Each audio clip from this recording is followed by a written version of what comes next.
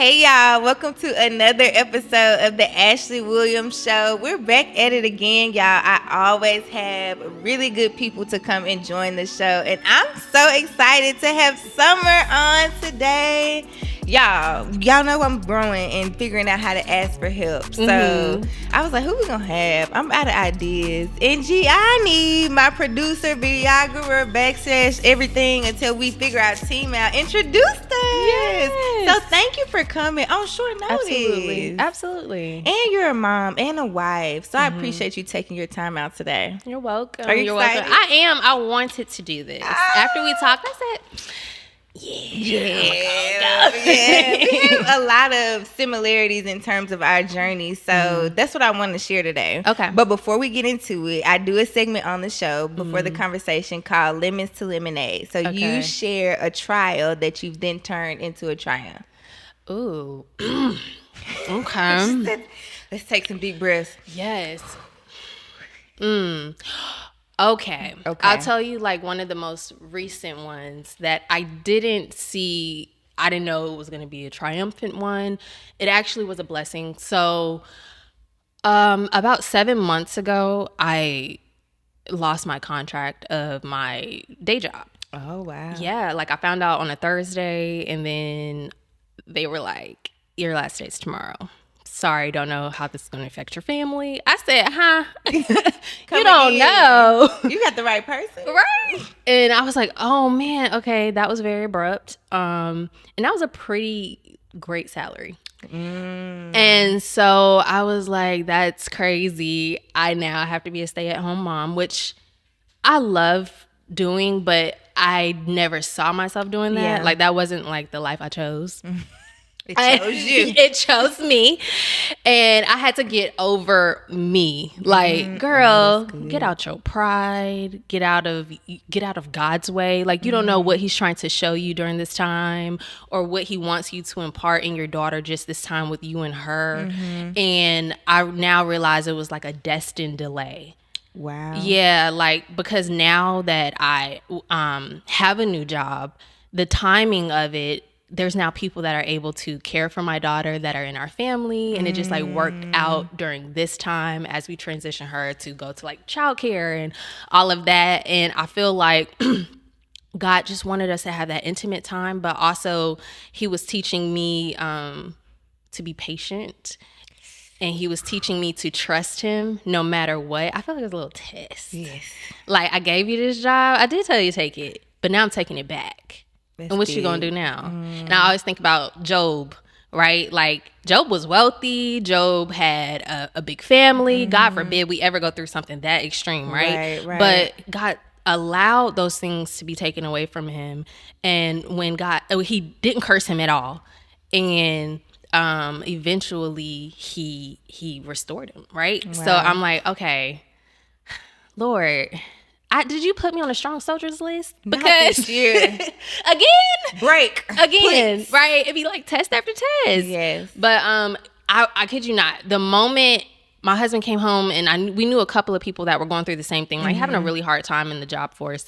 And he was telling me, this person got a job, this person got a job. And I was like, that's so good. I said, it's in the neighborhood. Right. I might be next. The very next day. Wow. The very next day, I got contacted by 2 different jobs that I had sent in my resume for and hadn't heard from them for like a month, and interviewed for them both on the same day. I remember one of them, I was like, I don't want to do that. And the other one, I was like, I want that one. And I found out I didn't get the other one within days. And then the next day I got the one that I have now. Congrats. And I was like, thank you. But I just feel like the timing was right because not working and having to be a stay-at-home mom, I mean, now I'm not able to go to acting classes or do auditions because like, who's going to watch my child? Yeah. And so I was just like, this is what we moved here for, one of the reasons. And so you have to realize God is ordering your steps no matter what, even when it seems very uncertain. And this ain't what we talked about At all. Not in the plan. This ain't what I saw in the vision. Well, cheers. Cheers to your new role and you having the support to sustain your family. Let me try this. Okay. Little lemonade. Too good. Yes. So. Too good. You okay? That's the second I promise it's real lemonade. There's no alcohol in it. Okay. No, but that's real. Like, I feel like sometimes as believers, the audacity of us to doubt God when He's brought you out of every single thing that you've done. So why do you choose this situation? Right. Like, girl, be for real. Yeah. Yeah. I don't know. I think we're human. Yeah. And so you're going to, flesh. I feel like you're going to have a moment, you know, and as you mature in faith, maybe those moments become shorter. Yeah. Or maybe how you react to them becomes different, because I was able to seek Him still, even when I was in very uncertain times, and even when I might cry a little bit. You know what I'm saying? Like, I got a toddler. She is trying me today. You know what I'm saying? Or like, oh my God. But just trusting Him still. That I mean, He's always gonna give you something to pray about. Child. You know? I now understand when people like stay on your knees. Stay on your knees in prayer. But no, thank you for sharing that. So I want to take it back for a bit, because you and I have just met. So this is our kind of time to get to know each other, and I think you have an interesting journey to share as well. So who are you? Where are you from? How'd you get to Atlanta? You said acting. Yeah. Okay. So I am just a little Southern girl. I'm from Augusta, Georgia. Okay. Originally, and I moved to the DC area after I finished college, and I was there for about 6 years, and I thought I was done with acting when I moved there. I was like, I'm gonna go work my good government job and I'm straight, you know. And then it was like God was like, I didn't tell you to do that. I got like a phone call from someone, and they were I want to manage you and all of these things. And I'm like, what? Like, you've never seen me act ever. Right. Weirdo. It felt like that. But honestly, I think that was just God using him to push me back into that direction. Like, I didn't tell you to give this up totally. I'm just changing directions here, you know? And so there I found like a great acting school, and I got management and an agent, did all the things because they're close to New York. So I was able to go back and forth there. Me and my husband ended up getting married. Yes. Black love. We love to see it. Yes. We met in college, but he's originally from DC. Yes. So that all worked out. And then it got to a point where I was like, I think I'm done with this city. I'm done with DC, and I want to move. I want to go back to Georgia. We had our second child. And yeah, that's how we got here. We literally took a leap of faith. Nice. One day, I just talked to him and I was like, I think I'm ready to move. And he was like, well, I was just waiting on you. So I'll call the realtor, and we're just going to put this house on the market. And in 30 days, our house was sold in a week, and we packed our house up in 30 days and moved to Atlanta. And that was a year and a half ago. Yeah, it was quick. Wow. It was very congrats. Quick. Welcome to the city. Thank you. Were you outside in DC? I heard they had the best brunch day parties. Oh, they do. I was outside for a little bit. Okay. But you were also a wife. I was also, yeah. Wait a minute. We weren't married when I first got there. Okay. But I was still out. I mean, he would go out too. Go out with our friends. Go out together. Yeah, it was definitely in those DC streets. Nice. And then I had enough. So how's your transition to Atlanta been? Pow, pow, pow, pow, pow. Hold on. Take a sip.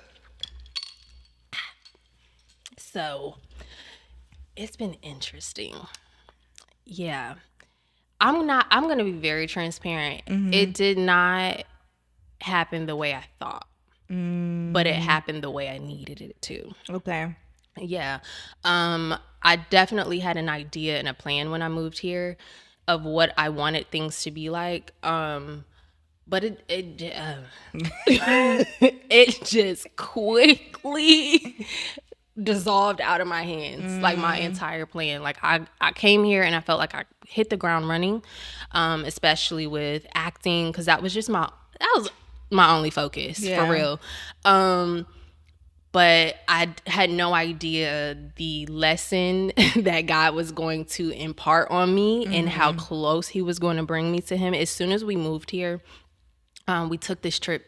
Well, we'll get into that later. But we moved here, and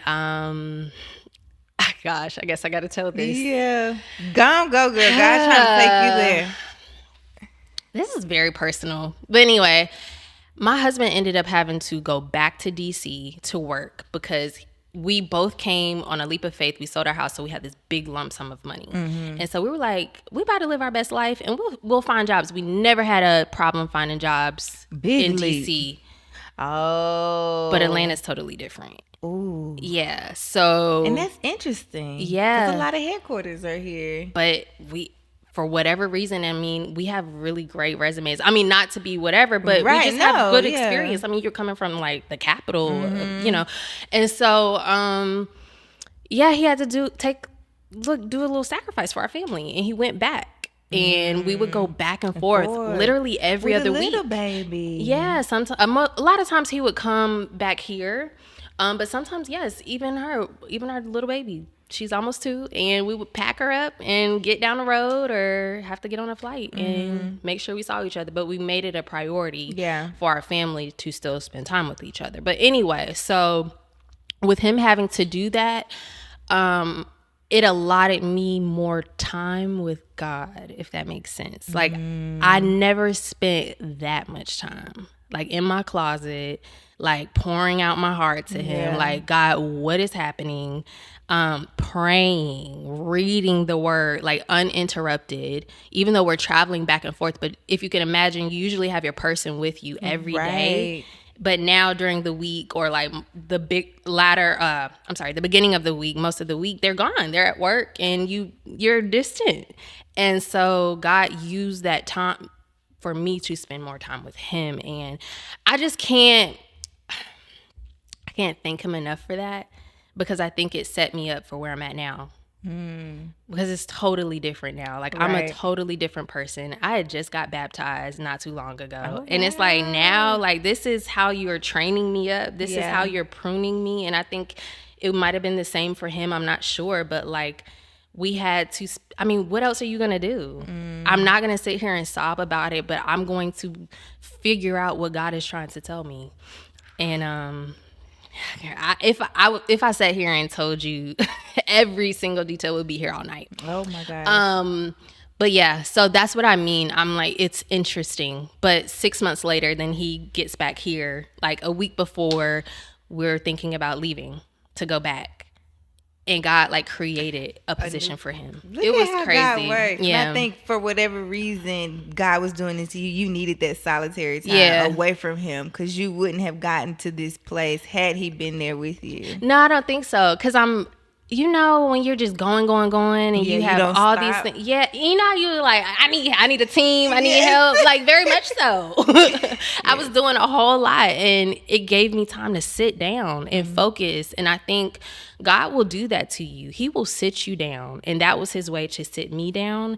And whatever I'm doing and the places that I'm going, I feel like he needed to cultivate me in a very intimate space during that time to catapult me to where I'm at now. So, yeah. Thank you for sharing that. I think a lot of people move to Atlanta thinking it's going to happen just like that. Like Atlanta, Black Hollywood. I don't know if they still call it that. No, I think they do. They do. Right? It's definitely like, Black Hollywood. I'm going to come and I'm going to get opportunity. No. You might have to sit in that thing for a while. So I appreciate you sharing that. And I think you've had a few of these kind of pruning seasons in your life. Always on the struggle shoulder. Girl, what? I'm going to put in a prayer to give you a break. Thanks. Though, you know what? I've kind of learned to embrace it. I've learned to embrace it. That's good. Yeah. Because you don't know who you're helping through your testimony. Exactly. And he's creating a story for each of us every time. Yeah. You have to tell a story. Like, you have to share your testimonies, because there's always going to be somebody you have to help. Right. And so I'm looking at it different now. I'm like, oh...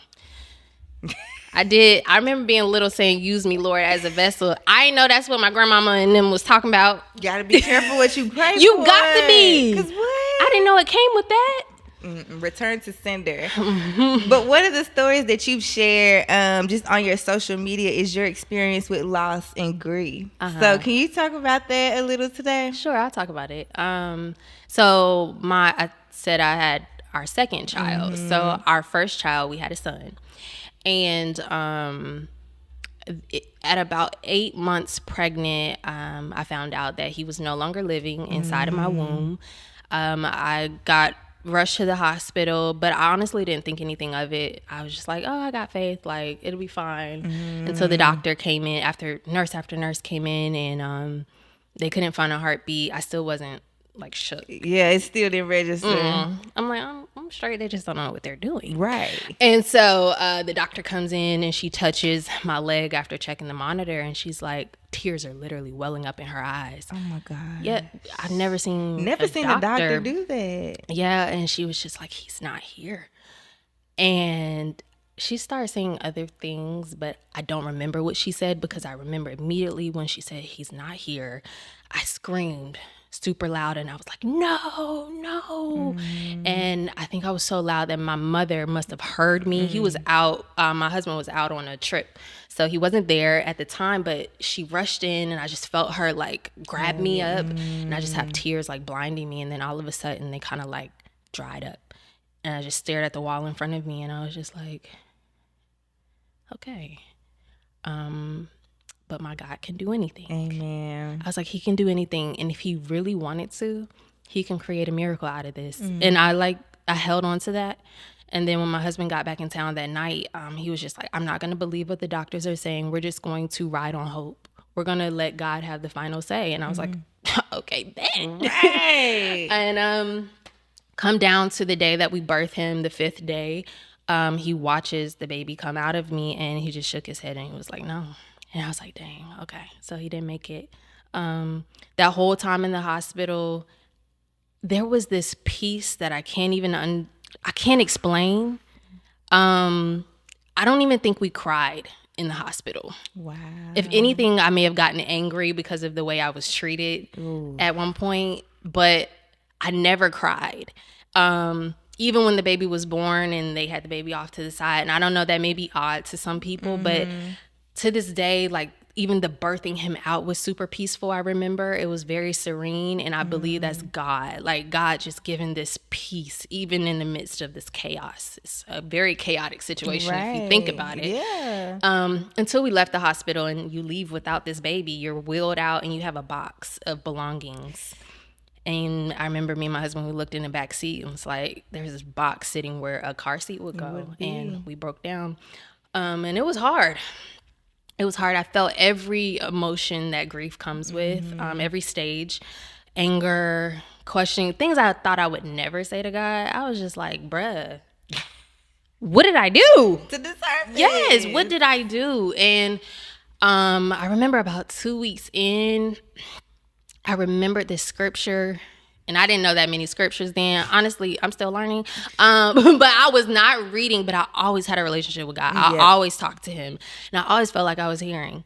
And the scripture, Jeremiah 29:11 came up, and I was like, dang. So he knows the plans he has for me to give me a hope in the future. Like, he is not doing this to harm me. And it gave me comfort. And I remember thinking like, dang, there must be a reason then. If he allowed this to happen, even though we had hope the entire time, we had faith the entire time. I mean, it may have wavered a little bit because I'm feeling this baby drop, right? But if we're believing and he still allows this baby to not be here, to still pass, then he had a plan. He has a plan, and I have to believe that. And I started to just kind of live in that I was going to have to carry this and heal. I allowed people to be around me. I talked about it often, and I think that was one of the biggest things that helped. Yeah, there were some people who felt like they needed to shy away from the conversation, like, oh, I don't want to make you talk. No, I want to talk. So yeah, today I don't feel that great. You know what I'm saying? Yeah, and it's just like, actually, and I learned compassion. Ooh. I learned how to be there for people in the toughest situations. I do not shy away from that because it's like, that's when people need you most. And people will, they'll walk away because they don't know how to handle it, right? Situations like that will show you who your friends are. It'll show you who your circle is. And it'll show you new people that need to enter into your life for the next duration of your time here. And that's all those things happened.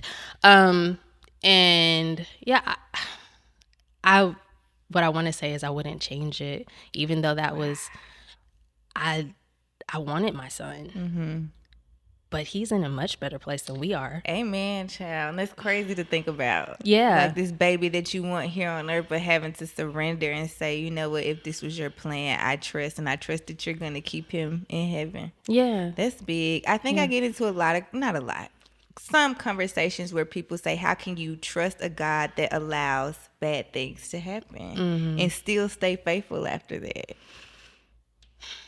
I think this is where it comes into play to realize that his ways are not our ways and his thoughts are not our thoughts. And if you truly love this God that you say you love and you serve, then you would have to understand that he wouldn't do anything to harm you. If you believe him at his word and what he said, then you know he's ordering your steps. Then you know that he's not going to lie to you. Then you know he's really not going to harm you. He does not want you to fail, but you have to remember that you also were put him to give him glory. Yeah. You were not put here for your own might, for your own will. You were put here to do his good works and his will for your life. And I think that's where we get messed up sometimes. Like, that wasn't in my plan. That ruined everything I wanted to do. It is like, how selfish are we? It wasn't yours to begin with. It's not yours to begin with. That's when you got to surrender. Right. And I think people mistake giving your life to Christ to mean, complete happiness and all the good things. No, quite the opposite. You're going to be thrown in the fire. Yes. Not that good things aren't going to happen, because they will. They will. But you will definitely be thrown into the fire. That's funny you put it like that. But yeah, you're going to go through things. He never promised that this life was going to be easy.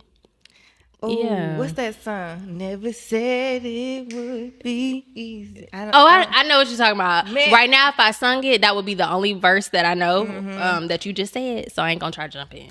What's the song? I got this far from where I started from. Nobody told me the road would be easy, but I don't believe he brought me this far to leave me. Yes! Good one. I love that. Because at the end of that, you have a beautiful daughter. I do. 4 months later, we got pregnant with my daughter. Wow, very quickly. He'll do it immediately. Yeah, I didn't even have time to snap all the way back, but it's okay.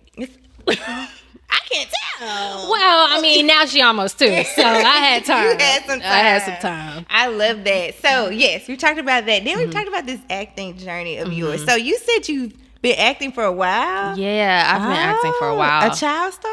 No. No. But I've been acting since I was a child. I wouldn't call myself a child star. No. I started in theater. Very early on, my mom, I guess she saw me doing stuff around the house. Yes. I'm always trying to reenact a television show or dance or whatever. And she was like, you need to go audition for this fine art school. And I was like, honey, I am not trying to. I didn't say honey back then, okay? Right. I was like probably, 8? But she was like, I said, I don't want to leave my friends. And she said, no, they will be your friends regardless. You have to live your life.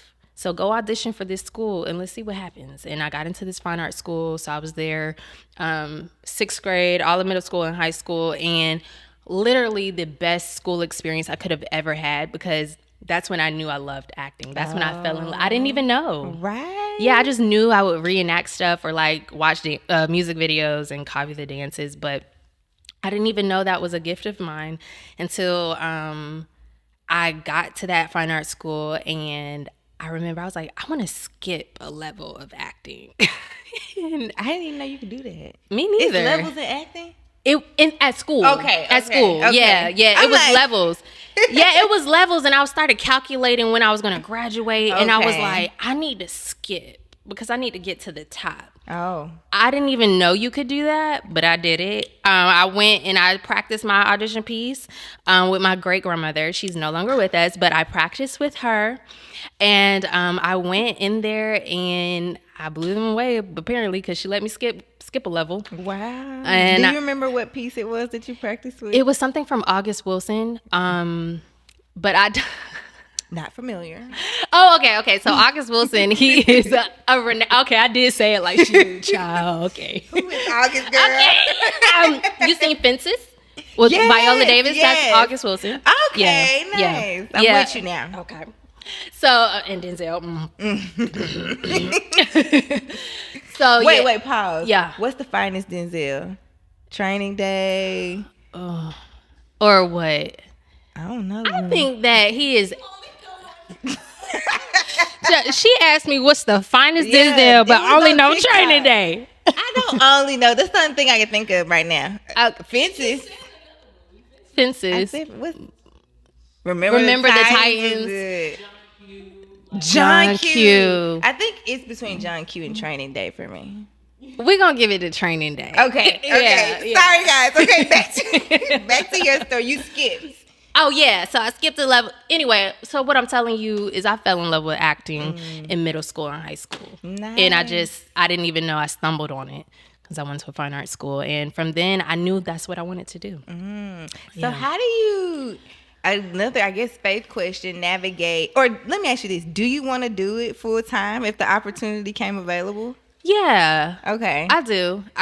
But I've realized I don't put all my stock into it anymore. Okay. It's like, yes, I do. I love it that much, but I know that God has given me several gifts. I'm a writer.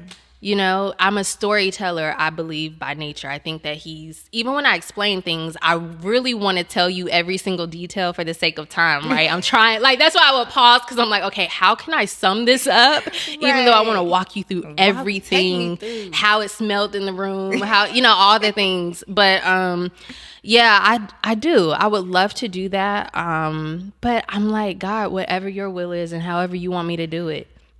I think that's the theme of the day for me. Yeah. What is God telling me to surrender? Because you're the third person to say it when you speak it to me. Yeah. Girl. Well, but I do think you have to get to that place. You do.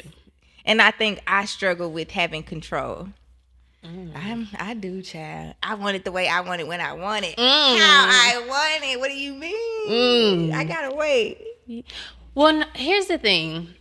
I believe that God will use your temperament, your natural temperament, how he created you, right? Like you were created this way, not by your own might. Somebody had to put, right? God. Okay. Right. So if you're created to want things a certain way, you have this sense of excellence about you. So he's going to use you to do things. The only thing you do is surrender to his will with your using everything that you already are. That's good. So you just got to pray and ask him to show you what that is. You may already be walking in it. I don't know.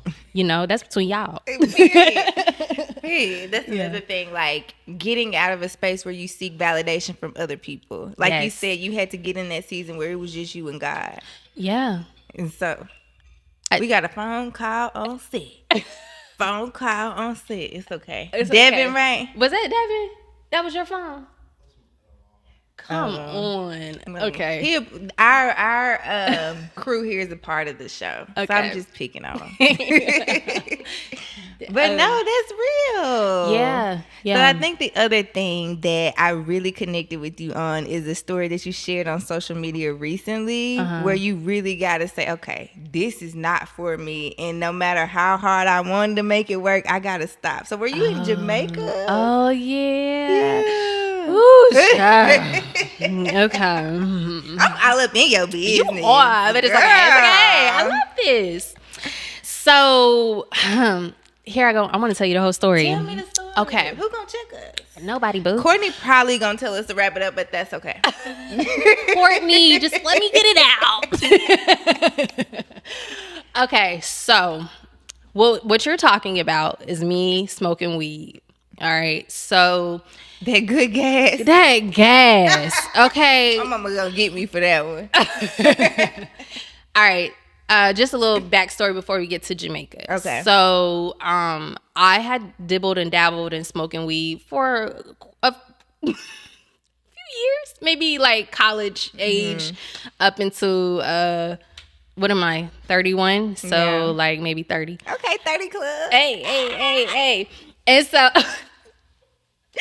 yes. So there would be times where I felt like God was calling me to stop doing that, and then I would do it again and make like excuse. I'm like, yeah, it's not that bad. And then I'm like, oh, I'll get clever. Like, I'm gonna just do a few puffs, not enough to be like high out of my mind, but just enough to be relaxed. Okay. But anyway, so I used it for like pain meds. I put that in my book, and now I'd be like, dang, girl, you really wrote that. And I'm talking about God, but it's fine. I mean, it's fine. And so when I got to Jamaica, mind you, I had a medical card and everything. Like, I was about this life. Right.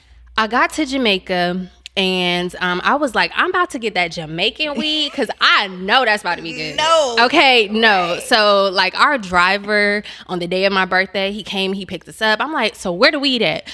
And so Immediately. Number one on the agenda. Yes, so we got to do that because I know you know, right? Anyway, so he's like, okay, I could take you to this lady I know that's on the side of the road. I was like, okay, that's fine. So she's rolling it up, and I'm like, wow, this is so interesting. Like, I'm in the middle of nowhere, and I'm getting weed. I don't know where she got this from, but okay, it's fine. Like, Little sketch. yeah, maybe it grew in her backyard. I don't know. I hope it, but I knew it was gonna be good. So, we're going through the day, and literally nothing starts to go as planned. Wow. I had all these plans to turn up. Like, I was trying to be lit. Okay. Like, it's my birthday. We don't have the baby. Like, let's go all out. Right. It rained. And he was like, normally the rain lets up. Like, it's not going to rain all day. It rained all day long. So much so, we're at Rick's Cafe, and I'm kind of like down in the dumps at this point. I'm like, why is my birthday going like this? Right. And my husband was like, maybe you just need to relax. Maybe we both just needed to take a pause and not do too much. And so our driver, he goes, I think that this might be it for the day. I don't think the rain's going to let up. So every other plan we had is just like a wash. And so we got back in the car, and we're traveling back to Montego Bay because we were in the grill. And him and my husband, they're just talking. I don't know what they're talking about. And then I'm falling asleep, and then something woke me up. Like, literally, I felt like somebody like pulled me, like jolted me. And I was like, okay. Right. And then I'm listening to their conversation. Don't know where this came from. I know it's the Holy Spirit now, but I just mentioned something about God. I was like, something God. And the driver just paused in his conversation, and he was like, oh. He starts laughing. And I was like, what's so funny? Right. He was like, okay, God. Now I see what this is. Now I see. It was like he was receiving a download. Right. And he starts telling my husband about something that he knew nothing about. Like, now we're getting prophetic. Life. Yeah. Wow. Prophetic word, right? And in a cab. In Jamaica. And I was like, dang, he did not know that. Then he looked at me, and he was like, I see glory. And I said, huh? Because I know me. And ain't no way you just see glory. Like, I'm expecting him to tell me something I need to do, you know? But he was like, I see glory, and you need, just continue praying for him and this and the third. And he was telling us about getting baptized. And I was just like, what is happening? Right. So that night, we're talking about this ride. And that whole day, it was very interesting. And he also offered to take us to the airport the next morning, like free of charge. It was just, I don't know.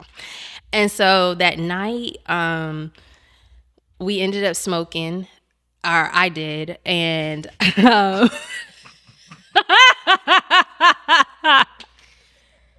you said you did. I did. You ended up smoking. I ended up smoking that weed that I had. And Only you solo. Solo. Individual, Me. not plural. Me. I'm speaking about me. Okay. And so I did that, and I was like, wow, this is great. Wow. Where's the testimony? Oh, it's coming. I promise. I'm wrapping it up. I told you I'm a storyteller. Right, I'm trying to get it out. That was my bad. That was my bad. Ashleigh. And so she said, "Where is the testimony? Because this is not." She is enjoying the weed. Anyway, it was great. But that night, I heard a voice, and it was like, "You need to stop." Very clearly. But then I heard another voice right behind it that said, "You're fine. Nothing's wrong with this. You're fine. You don't do it a lot. You don't overindulge. You're fine." So I was like, huh? Which one is it? Which one is it? So I woke up the next morning. I smoked again, and I heard the same thing again. Both voices right behind it. And so I was like, okay, I was so tired of this. I said, all right, I've often heard these two competitive voices, competing voices in my life when it came to smoking weed. Every now and then I hear it. And so I was like, okay, God. So I got on the bed and I prayed. Like, I think my husband was outside on the balcony on the phone or something. And I was like, God, I am so tired of being confused. I'm hearing two different voices. One is saying to stop and one is saying to keep going. If you need me to stop, you already know, because you already saying if you need me to stop, right? But if you need me to stop, I need you to give me a very clear sign.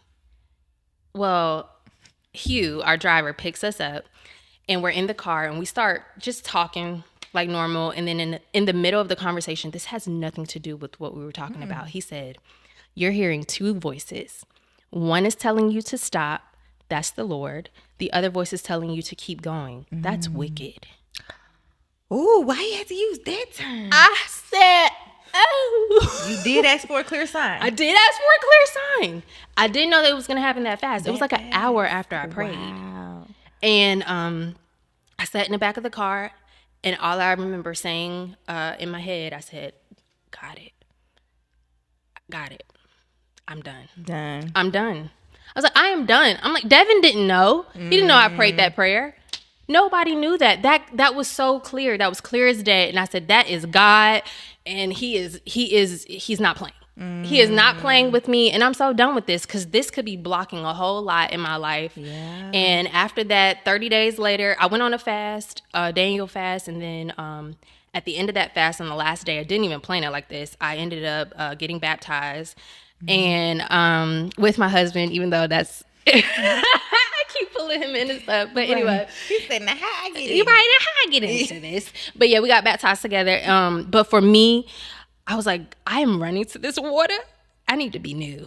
Dip me quickly. If need to.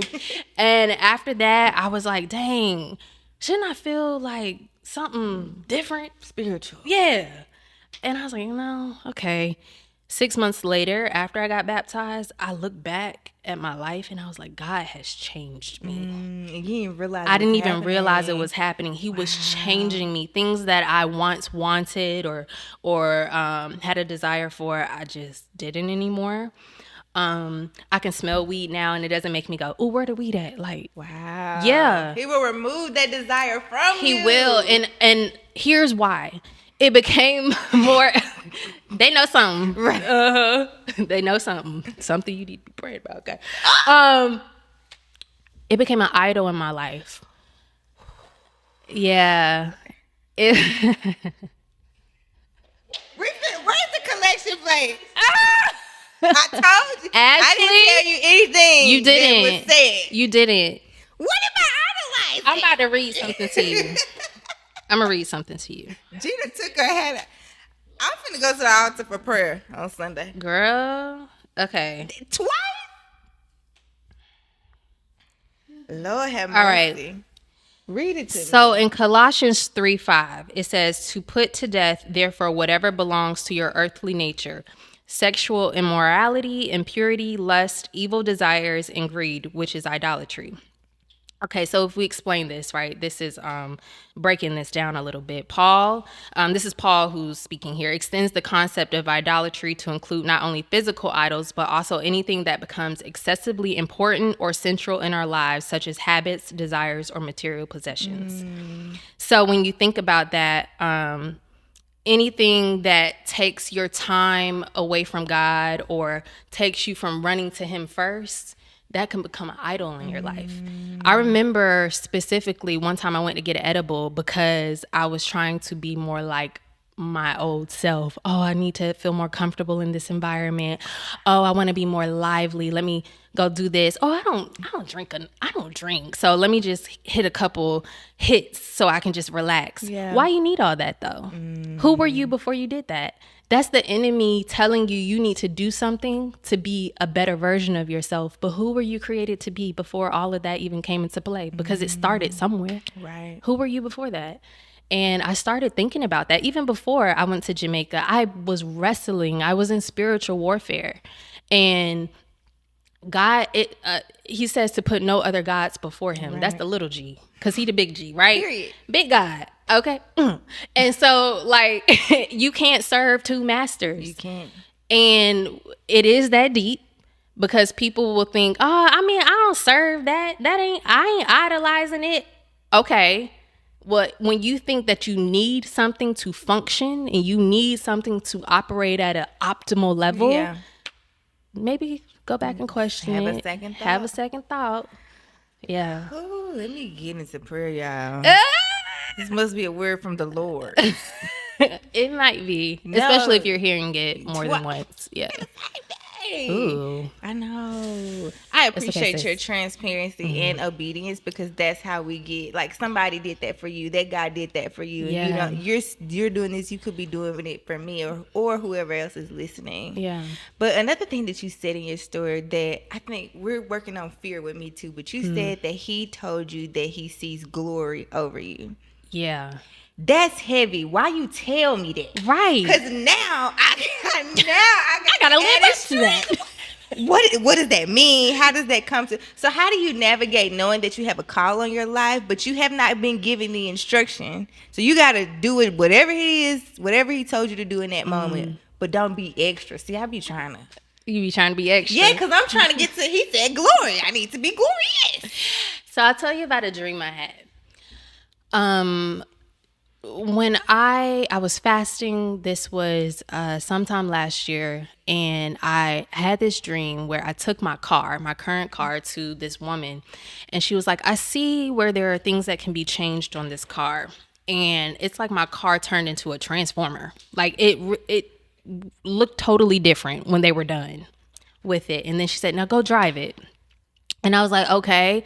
So I'm driving the car off the lot in the dream, and I'm having trouble operating this car. I'm like, I don't know how to like work it. I'm scared on the road because I'm like, this is my car, but it feels new and it looks new, and I can't do this. Then it's like it flips to a different scene, and now my car is parked, and now I keep getting in the back seat, but I'm like, I need to be in the front. It's like I don't even know which door to go into.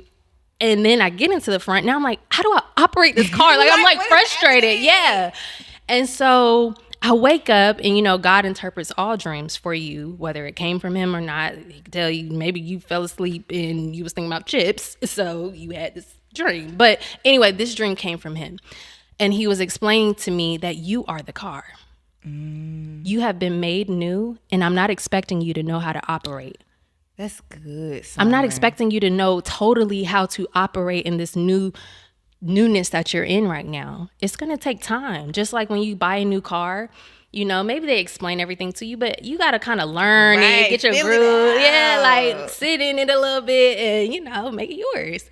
And so he was just telling me, like, be patient with yourself. Like, I'm walking you through. This is a walk with Christ, right? Not a marathon, not a sprint. It's not a sprint.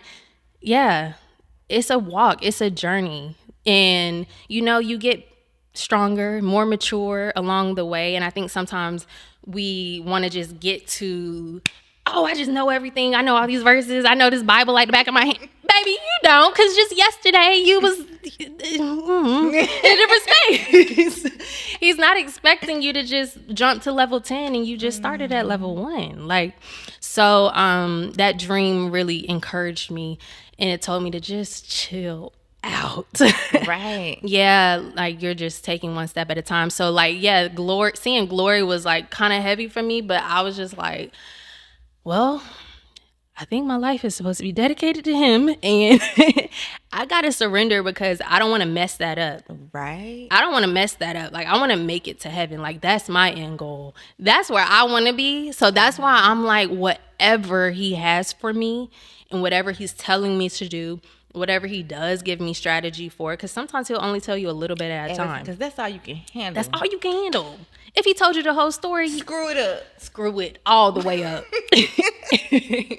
And he doesn't want you to fail. So I like that. You're so wise. I love that for you. It's the Holy Spirit, and he is yeah.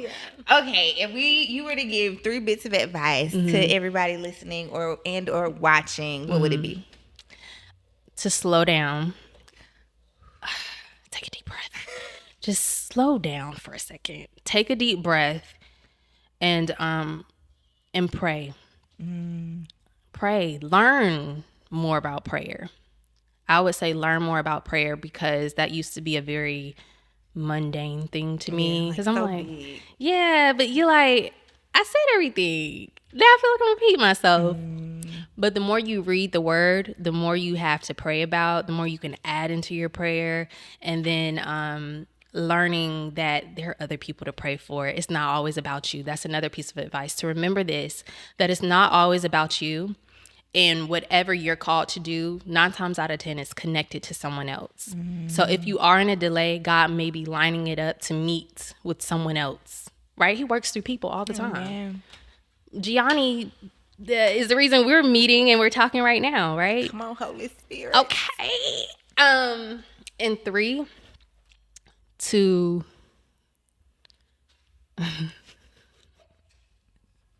have fun. Hey, have fun.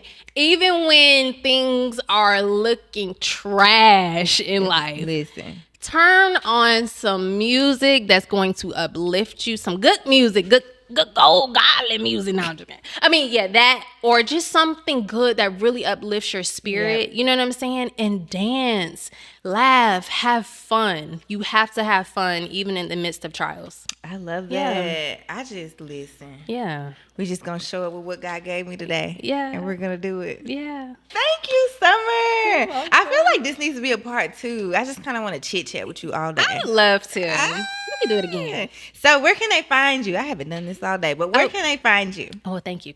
Okay. Yes. You guys can find me on Instagram at Summertime, SUMMYRTYME.